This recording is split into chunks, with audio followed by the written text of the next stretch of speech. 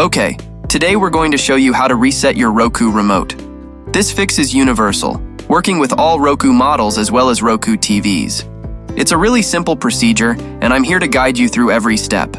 If you stay with me all the way to the end, I can almost guarantee that your Roku remote will be reset and working again. So let's not waste any more time and get started on bringing your remote back to life. First things first, let's understand what type of Roku remote you have. There are two main types, the standard IR remote and the enhanced Point Anywhere remote. The standard IR remote requires direct line of sight to the Roku device, while the enhanced remote connects over a wireless network and doesn't need to be pointed directly at the Roku device. If you have the standard IR remote, the reset process is straightforward. Start by checking the batteries.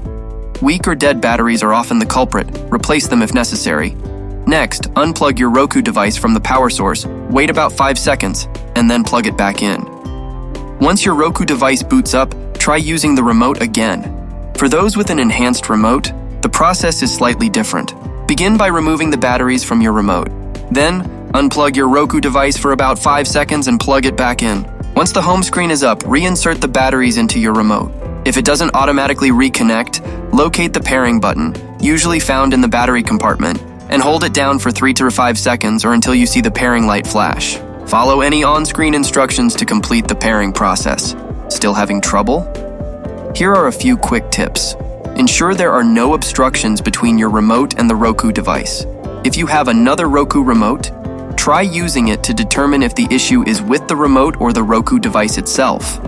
And as a last resort, you can always use the Roku mobile app as a temporary remote. And there you have it. Your Roku remote should now be reset and functioning properly. If you followed these steps and are still facing issues, it might be time to contact Roku customer support or consider getting a replacement remote.